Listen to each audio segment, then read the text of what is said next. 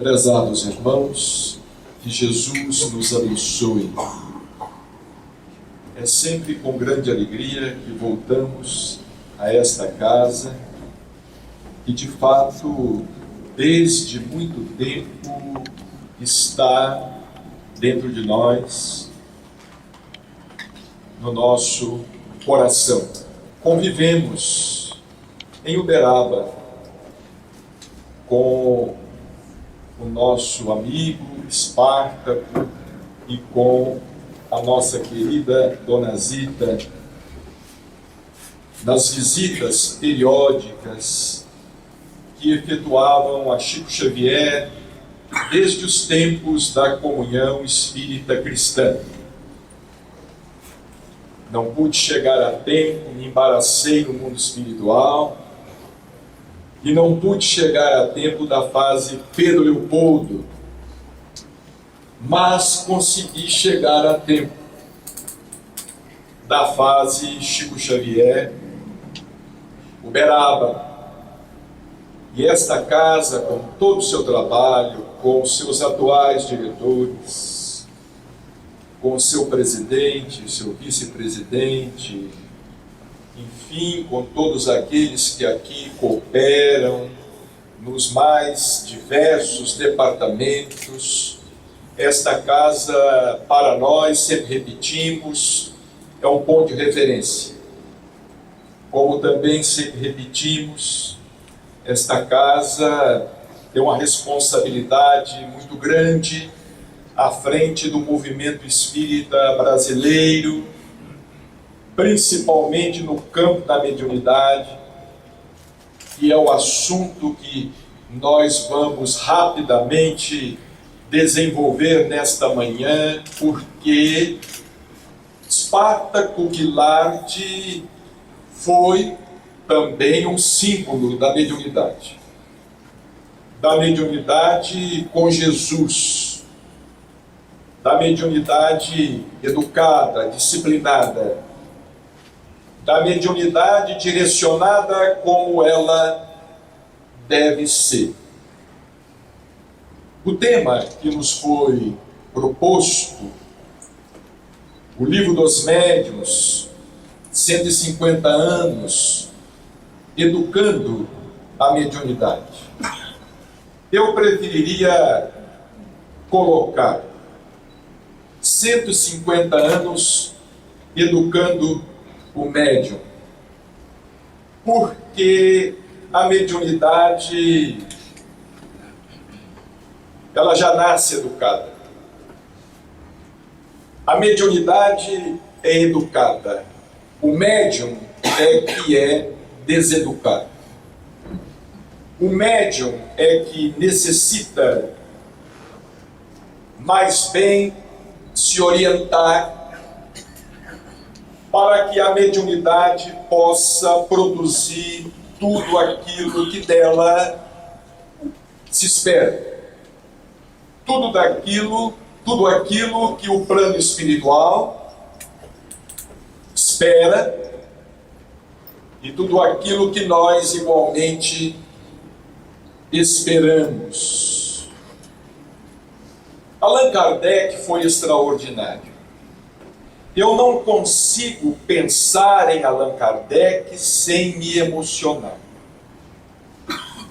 Eu não consigo pensar nele, como não consigo pensar também em Chico Xavier, como também não consigo pensar em Espartaco Guilard sem me emocionar. A figura de Allan Kardec me emociona. O trabalho que ele desenvolveu me emociona profundamente, porque Allan Kardec foi um gênio extraordinário. Segundo Emmanuel, um dos mais lúcidos apóstolos do Cristo, que veio à Terra tornar real a promessa do Consolador, concretizar sobre a terra o advento do Consolador. Por que Allan Kardec me emociona? Allan Kardec me emociona quando o assunto é mediunidade, e não apenas mediunidade, mas falando hoje de mediunidade, Allan Kardec me emociona porque ele não perdeu o momento histórico. Allan Kardec foi fiel.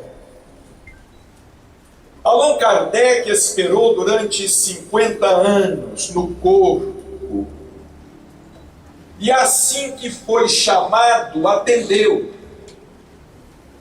E começou a estudar os fenômenos das mesas girantes, naquela invasão organizada, segundo a palavra de Conan Doyle no livro História do Espiritismo, naquela verdadeira invasão organizada, planejada pelo mundo espiritual superior.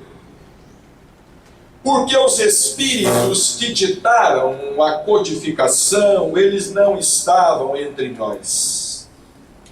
Eles não estavam nas imediações da crosta. Eles vararam diversas dimensões. Eles vieram da esfera crística.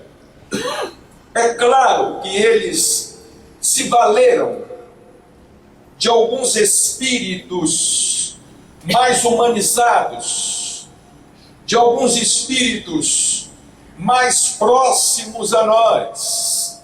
Mas o espírito da verdade, ele veio de uma esfera superior, porque o mundo espiritual até hoje não é espírita. E há 150 anos atrás, a doutrina espírita sequer existia nas dimensões espirituais mais próximas. A doutrina espírita, que é o Evangelho, o redivivo, a doutrina espírita impera nas dimensões mais altas. E foi de lá que ela chegou, que ela veio. E me emociona pensar que os espíritos se valeram inicialmente de um espírito batedor. Me emociona pensar que eles se valeram de um caixeiro viajante, desencarnado, em Hydesville, nos Estados Unidos da América, para promover ou começar a promover aqueles fenômenos.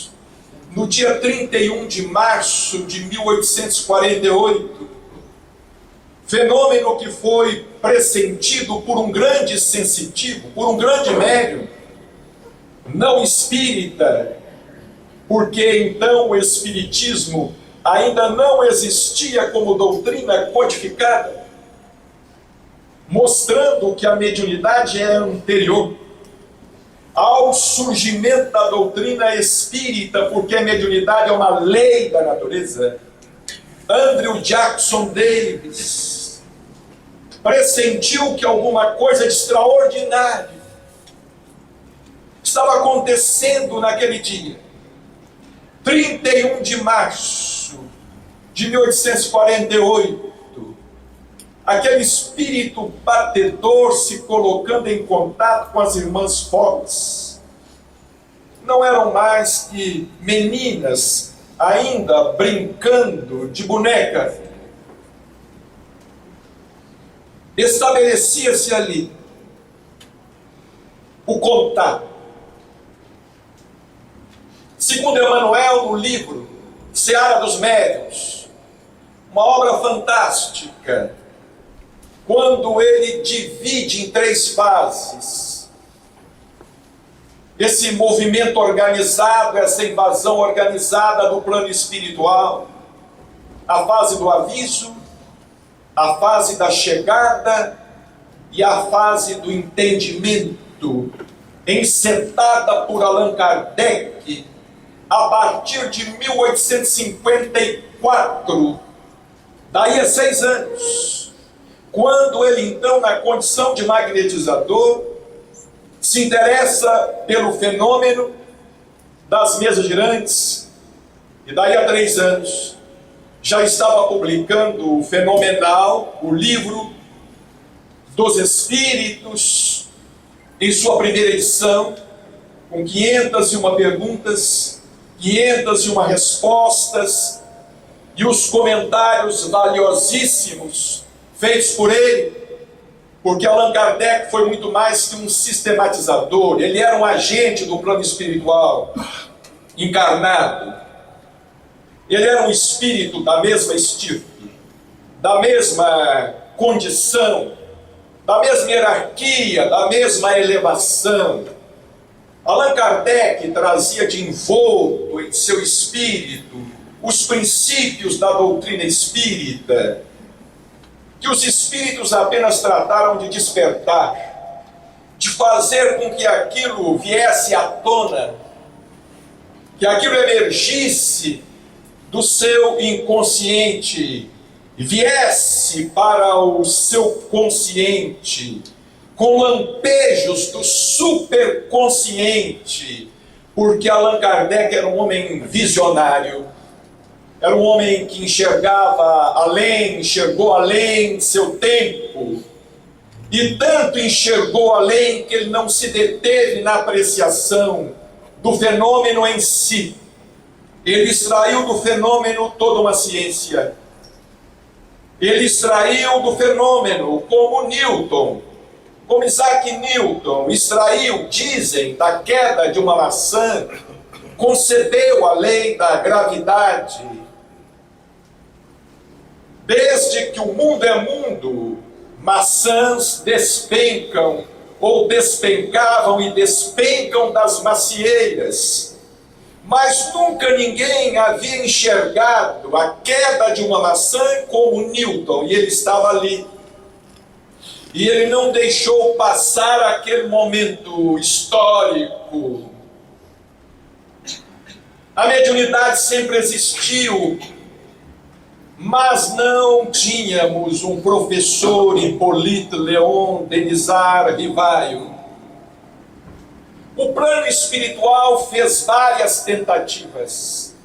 As religiões não podem se queixar, porque o plano espiritual tentou inicialmente com a própria Igreja Católica, tudo já estava estruturado, mas os médiuns foram escorraçados, foram perseguidos pela Inquisição, foram queimados.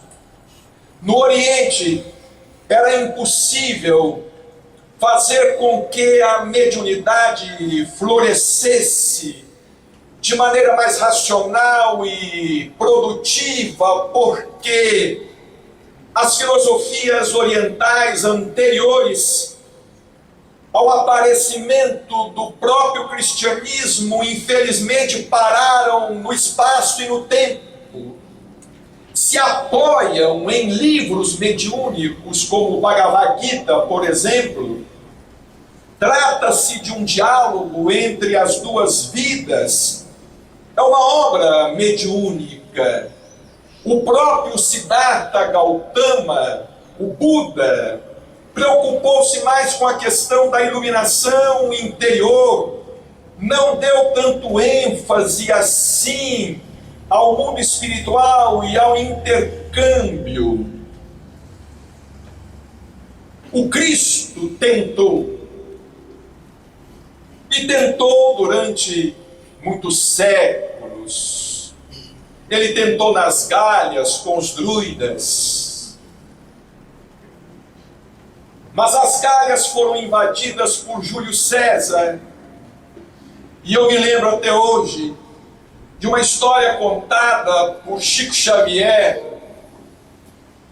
dizendo que Jesus era para ter nascido nas Gálias. Eu me lembro até hoje dele nos dizer em Uberaba: meu filho, os cabelos do Cristo, a Nazarena, são os cabelos de um francês. Aquela cabeleira, os cabelos do Cristo partidos ao meio, são os cabelos de um francês. Tudo estava preparado, geneticamente preparado, porque há necessidade de uma preparação genética que agora extrapola a nossa compreensão e a nossa capacidade de análise devido ao problema de tempo. Mas houve uma preparação genética do povo gaulês, dos druidas. Allan Kardec estava lá. Era um povo que acreditava, aceitava a reencarnação e o intercâmbio com o mundo espiritual, promovia a cremação dos cadáveres, escrevendo bilhetes e colocando sobre os cadáveres a serem cremados, porque eles acreditavam que os recados através da mediunidade não vinham apenas do mundo espiritual para a terra, mas também podiam, como podem, ir da terra para o mundo espiritual, porque a mediunidade é uma via de mão dupla. Os espíritos podem vir, os médiuns também podem ir, com limitações, podem ir, e tanto vamos que muitas vezes sonhamos, deixamos o corpo e entramos em contato com entes queridos desencarnados, com benfeitores espirituais, quando não somos perseguidos por adversários, por inimigos de outros tempos. Então voltamos depressa para o corpo, que é a nossa caverna, é onde nós nos escondemos da perseguição, é onde nós ficamos trancados dentro desta camisa de força que é o cérebro e que nos impede. Allan Kardec estava lá, então Chico Xavier nos disse assim: quando as trevas perceberam que o Cristo nasceria nas galhas, imaginemos como haveria de ser a cultura do Cristo nas galhas entre os druidas. A cultura daquele povo era uma cultura que já aceitava naturalmente a reencarnação.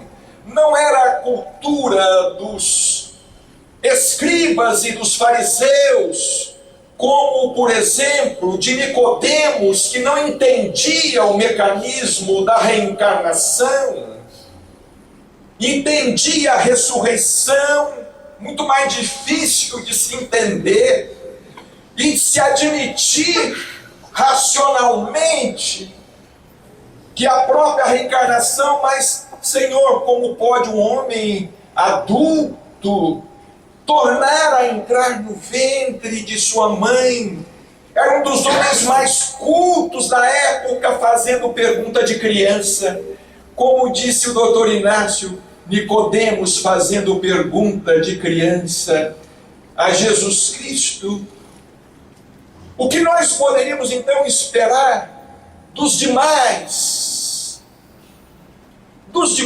O próprio Paulo de Tarso, campeão do Evangelho, ele teve dificuldade para assimilar a ideia reencarnacionista e chegou mesmo em sua epístola aos Hebreus a criar um certo embaraço para que se interprete a reencarnação claramente.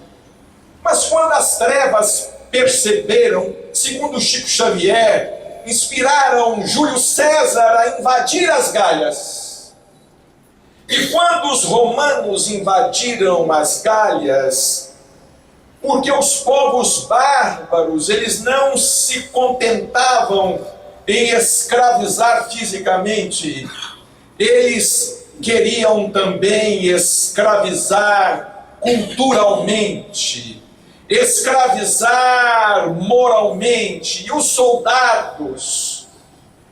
soldados vilipendiavam as mulheres, matavam os homens e estupravam as mulheres dos dominados, dos vencidos.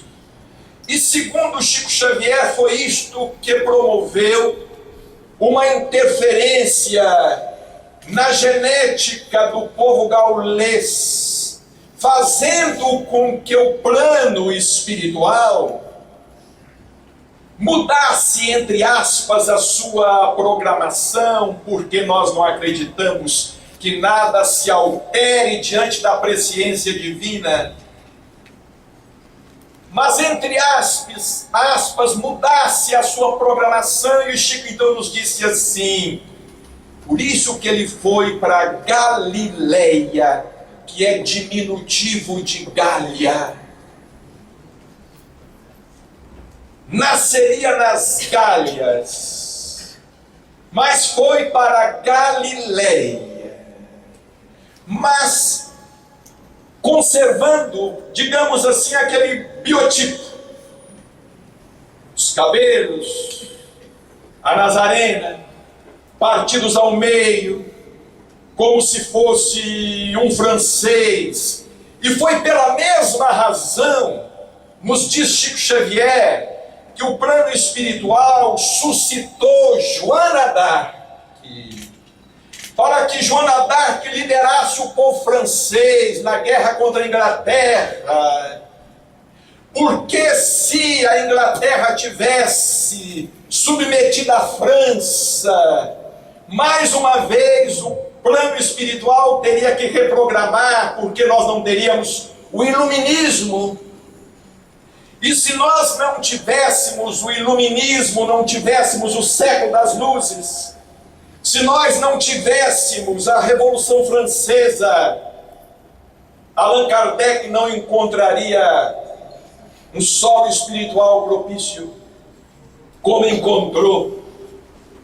E foi justamente quando as chamas da Inquisição na Europa começaram a se extinguir, as fogueiras começaram a se transformar em cinza, que o mestre do Espírito, o extraordinário professor Hippolyte Léon Denisard Ribaio, foi chamado à liça e, com toda a sua preparação extraordinária de homem culto, pedagogo, filósofo grego reencarnado, Platão reencarnado, ele que havia criado a maiêutica com Sócrates, porque foram os gregos que criaram o diálogo, foi chamado a dialogar com o mundo espiritual.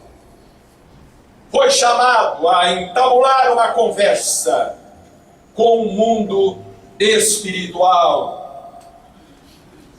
Dessa vez, o empreendimento se coroaria de êxito. Dessa vez, o advento consolador se concretizaria, e se concretizou com todos os esforços de Allan Kardec e de sua esposa extraordinária, Amélie Gabrielle Boudet, a doce Gabi, que o auxiliou e assessorou admiravelmente. Mas o que tem tudo isto a ver com mediunidade? O que tem tudo isso a ver com o tema desta manhã? Tem tudo a ver, porque a doutrina espírita nasceu deste diálogo. O livro dos Espíritos é um livro sui generis, único na história da humanidade. É um livro escrito entre os dois mundos. É uma obra que atesta a imortalidade, Porque as respostas são de tal profundidade que não poderiam nem mesmo emergir do inconsciente das irmãs Budan, não poderiam emergir do inconsciente daquelas meninas de Ruth, Celine Jafé, outra médium extraordinária, as 3 médiums principais que cooperaram com Allan Kardec, que havia recebido orientação explícita do mundo espiritual, que para a primeira edição de O Livro dos Espíritos não aceitasse o concurso de médiuns psicógrafos. Porque o mundo espiritual sabe que o médium interfere. Porque o mundo espiritual sabe que o médium participa.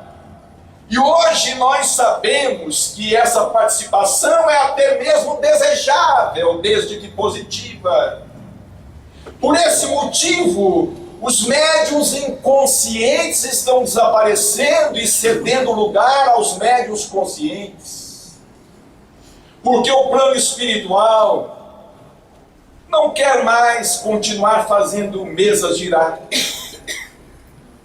Houve uma época que eles preferiram lidar com uma tábua do que lidar com a mente do homem. Eles acharam mais fácil fazer uma mesa levitar. Eles acharam mais fácil escrever através de um pedaço de pau do que escrever através de um médium sem doutrina, porque o médium não tinha doutrina. O espiritismo não existia. O Livro dos Espíritos não havia sido publicado. O Livro dos Médiuns só viria a lume a partir de 1861, em janeiro de 1861.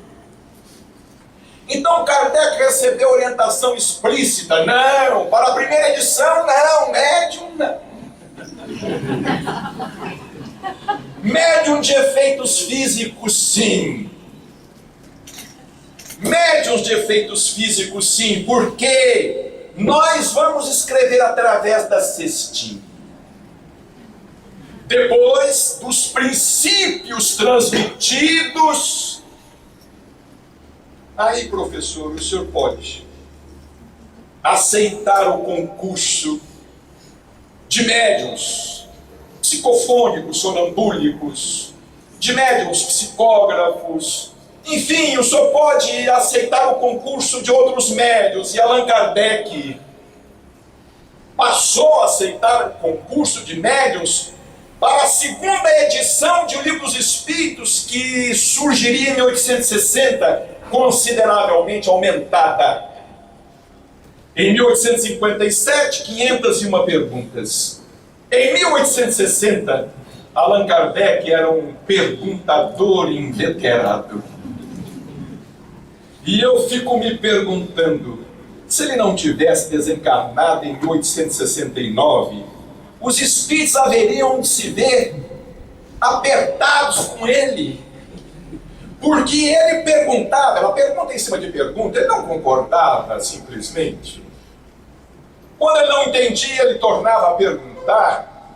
Ele queria extrair o máximo dos espíritos.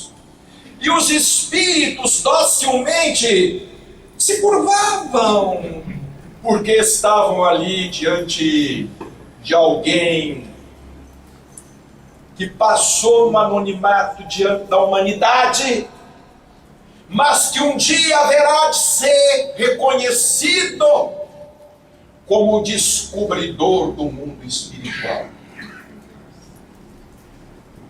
Allan Kardec não foi Vasco da Gama. Ele não descobriu o caminho marítimo para as Índias. Ele não foi Cristóvão Colombo, ele não descobriu a América. Ele descobriu um continente. Ele descobriu o mundo espiritual.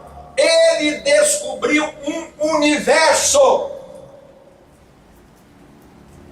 Ele derrubou uma muralha muito mais antiga e muito maior que a muralha da China, que o muro da vergonha, em Berlim, ele jogou por terra, através da fé raciocinada e no anonimato, sem que as trevas percebessem. Porque se as trevas tivessem percebido a articulação, tentariam interferir, como logo em seguida tentaram interferir, porque Allan Kardec chegou a escrever de punho próprio que as reuniões na Sociedade Espírita de Paris haviam se transformado num foco de intrigas. Então vejamos que esse assunto de fofoca em centro espírita não é novo. Esse assunto é antigo. Ele escreveu que as reuniões haviam se transformado num foco de intrigas contra ele, traições, amigos, ingratidões, amigos aos quais ele havia sido auxiliado. É sempre o homem com a sua imperfeição em toda parte, é sempre o homem como instrumento das trevas, porque nós não devemos temer as trevas, nós devemos temer o instrumento. Nós devemos temer o médium das trevas, o instrumento, aquele que pode se fazer instrumento para desunir, desagregar, confundir, perturbar, atrapalhar. Mas o que nós gostaríamos de dizer nesta manhã, porque Allan Kardec me comove porque ele publicou o Livro dos Espíritos, mas me comove muito porque ele publicou o Livro dos Médiuns e libertou os médiuns. E deu aos médiuns dignidade. E deu cidadania à mediunidade. E colocou a mediunidade como sendo uma das leis da natureza. E separou mediunidade de obsessão. E escancarou as portas dos hospícios.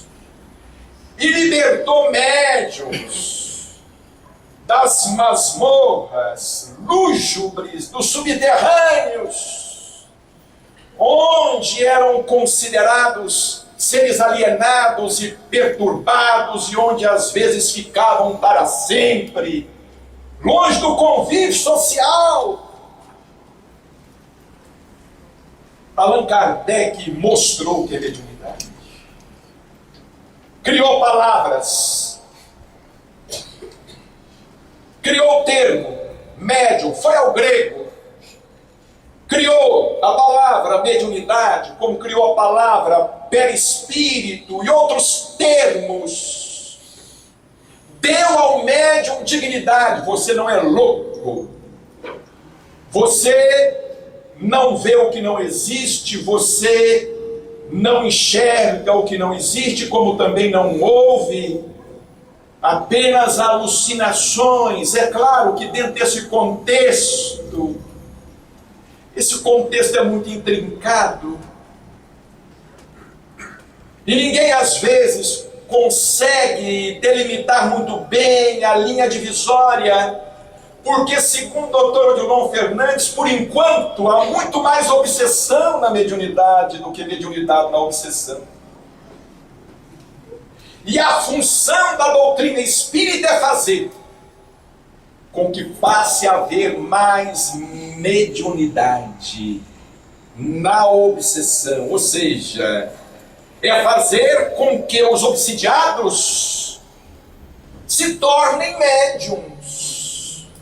É fazer com que essa força neutra, porque a mediunidade é uma faculdade neutra, seja direcionada de maneira conveniente e seja colocada a serviço da ideia na imortalidade, a única capaz de ferir com um golpe de morte o materialismo.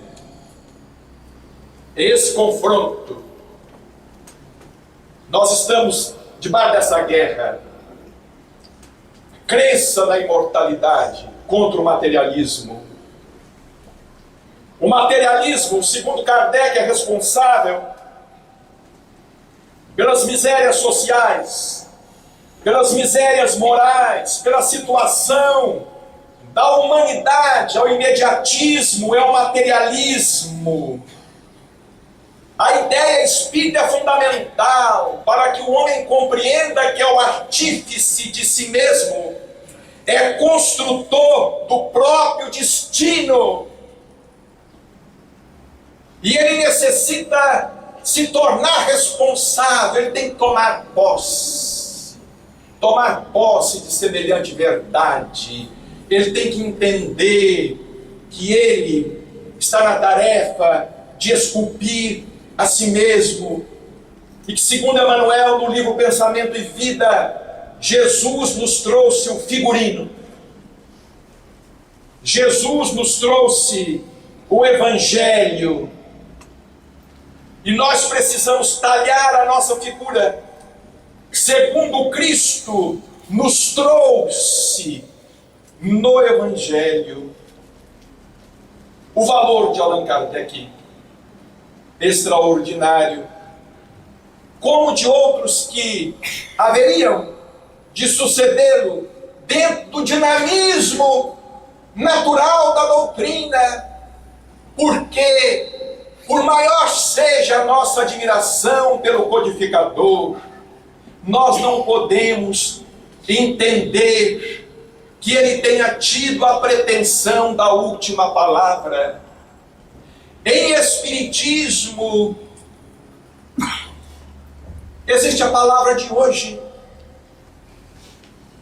mas a última palavra nunca será dada, porque o dia em que alguém disser, ou alguém proclamar, que não existe mais nada a acrescentar ou a saber a respeito da verdade, nós estaremos decretando a falência da própria doutrina, cuja característica é a evolução. O Espiritismo é eminentemente evolucionista. E nós somos crianças, estamos aprendendo agora. Estamos aprendendo agora, estamos acordando agora. Quem mais sabe, nada sabe. Quem mais conhece, nada conhece. Sócrates o disse: só sei que nada sei. E alguém também já proclamou: eu troco tudo o que sei por 1%, ou menos, do que não sei. Mas vejamos bem, prezados irmãos, o esforço abençoado de Allan Kardec. Nós poderíamos dizer que a mediunidade é espírita? Não. Nós poderíamos dizer que a reencarnação é espírita? Não. Doutor Inácio Ferreira, muito amigo, espírito amigo, que sempre me faz sorrir, principalmente quando me percebe mais triste. Dias atrás me disse assim: meu filho, o mundo dos espíritos é muito grande. O mundo dos espíritos é tão grande que não tem tamanho. Mas o mundo dos espíritas é desse tamaninho assim.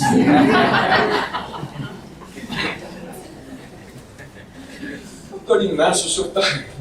quase que não existe.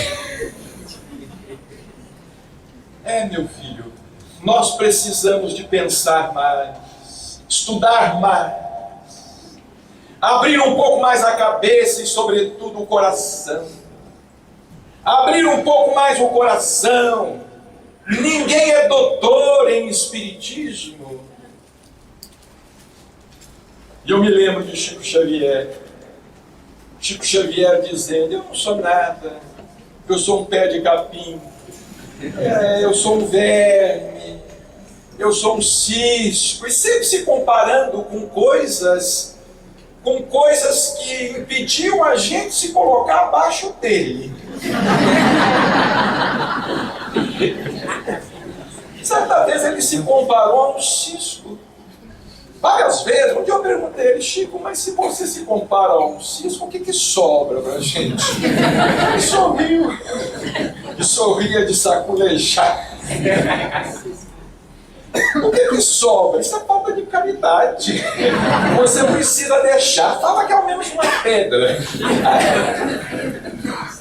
Aí sobra pra gente um graveto, um cisco.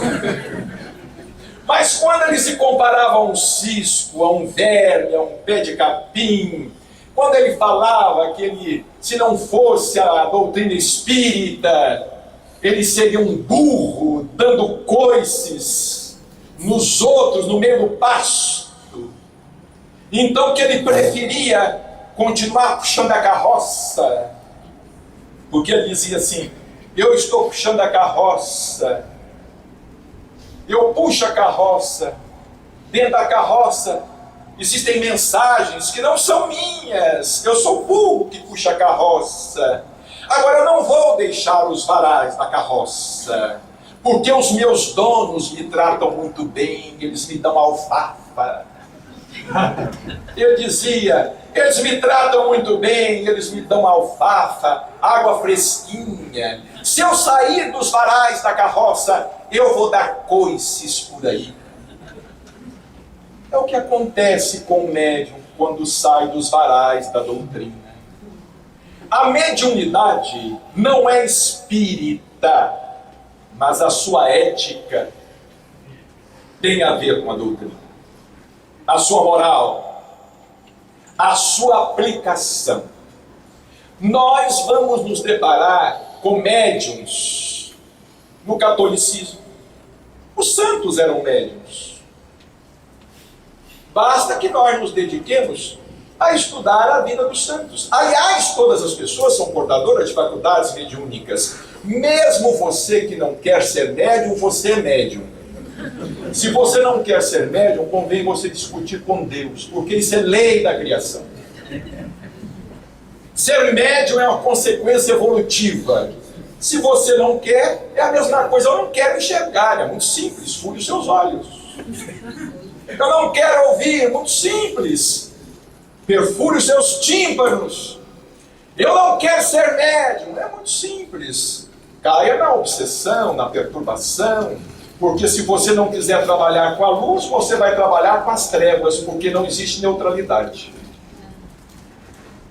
Não existe neutralidade, nós estamos debaixo de influência. Ou influência boa, ou influência negativa. Ou influência positiva, ou influência negativa. Você não quer ser médium, o problema é seu. Nós encontramos médiuns em todas as partes, médiuns fora do espiritismo.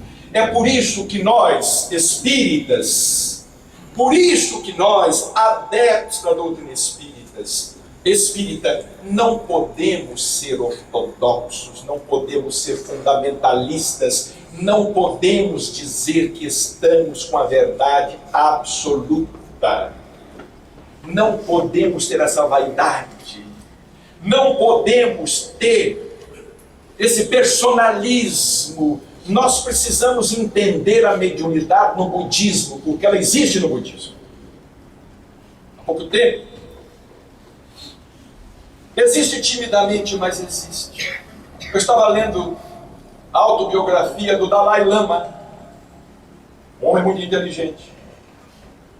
E em sua autobiografia diz assim: eu não tomo nenhuma decisão importante sem consultar os espíritos dos ancestrais.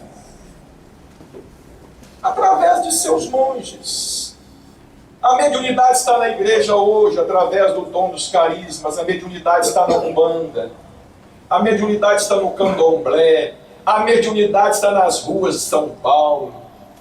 A mediunidade está ali fora com aquele homem que passa conversando sozinho, aparentemente sozinho. Está com aquela senhora que está ali na esquina, penteando os cabelos como se estivesse olhando o seu porte de rainha diante de um espelho. De rainha que ela foi numa outra vida, e que ainda pensa ser, a mediunidade está em toda parte, mas graças a Deus, na doutrina espírita, nós temos a mediunidade atrelada ao Evangelho. É isto que faz a diferença. A mediunidade só tem sentido quando é colocada a serviço do bem dos semelhantes. A mediunidade não tem sentido se você a coloca a serviço do seu ego, da sua vaidade. Ah, eu sou médium. Eu sou médium. E porque sou médium, eu recebo os guias. Existem guias cegos.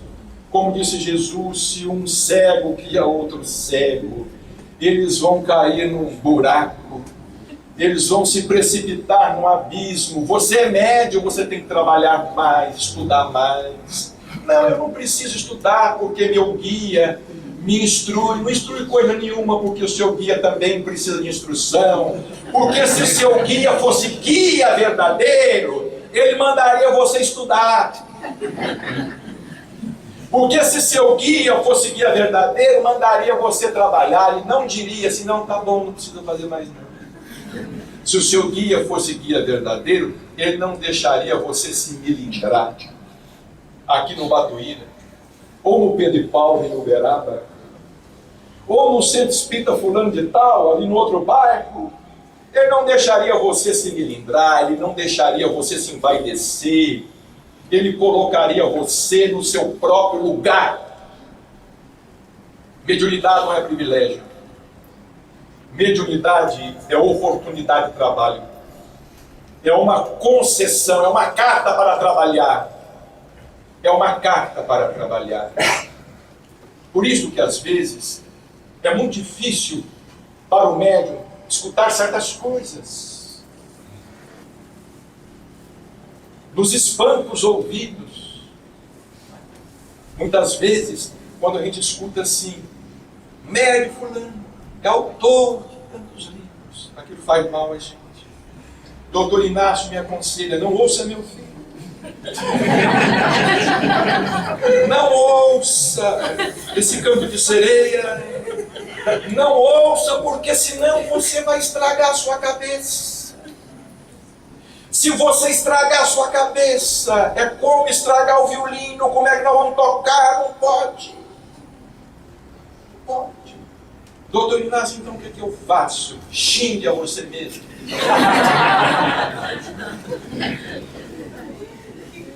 Por isso é que eu costumo dizer, fazendo um pouco de descontração, é claro, eu costumo dizer o seguinte, que Chico Xavier não levava elogios para casa. A gente não leva desaforo. Mas Chico não levava elogio. Quando alguém elogiava o Chico, mas como ele ficava alterado. Ele ficava nervoso. Não, absolutamente, não sou nada disto. Não tem nada disso, eu não falo nada, é tudo dos espíritos, não sou eu. E ficava bravo. Ele costumava ir no cemitério, desde que ele deu corpo. Um dia eu perguntei a ele, Chico, por que você gosta de ir ao cemitério? Porque é a cidade dos espíritos. Por que você gosta de ir ao cemitério? Por conta do silêncio, do recolhimento? Meu filho, também, mas Emmanuel me ensinou isso desde o começo. Porque ir ao cemitério é uma excelente vacina contra a vaidade. Então eu vou. Eu vou e fico andando entre aqueles túmulos. E penso assim, daqui uns dias.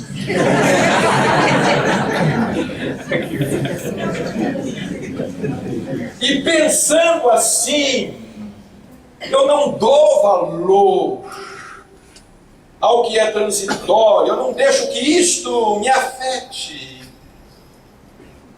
em trocados miúdos, para não nos alongarmos aqui excessivamente nesta manhã festiva, nesta semana promovida pelo Centro Espírita Patuíra, nós precisamos entender realmente a mensagem da doutrina espírita. Todos nós. Todos nós. E precisamos, tanto quanto possível, nos esforçarmos por maior transparência, por maior coerência, por maior exemplificação. Não é fácil, é difícil. O homem velho reclama, não quer ceder.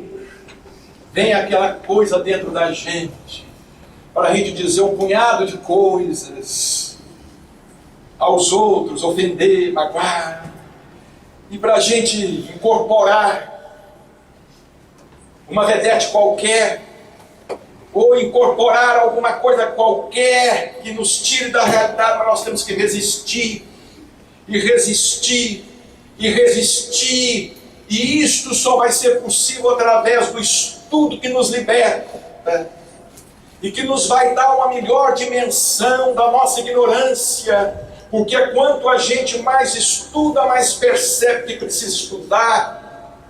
E isso vai ser só possível através também do trabalho, da dedicação, como Chico Xavier. Eu me lembro, nós estávamos na comunhão espírita cristã certa vez, estávamos lá, e um dia ele fez o seguinte comentário: eu tenho orado a Jesus, eu tenho pedido a Jesus, porque eu gostaria de desencarnar me confundindo com pó. Eu gostaria de desencarnar me confundindo com pó. Nunca me esqueci, sempre pensei nisso. E Jesus ouviu as preces de Chico, porque na verdade ele foi desencarnando aos poucos. O seu corpo foi encolhendo, foi mirrando, cada vez mais. E quando ele desencarnou, ele praticamente não tinha carne para deixar. Ele só tinha um esqueleto. Praticamente ele desencarnou confundindo-se com pó, conforme ele gostaria de desencarnar, e conforme ele nos disse que vivia pedindo a Jesus, o maior fenômeno mediúnico da história da humanidade, um dos maiores nomes da espiritualidade da Terra em todos os tempos, porque aqueles que dizem que Chico Xavier foi apenas e tão somente um médium não sabem o que estão falando.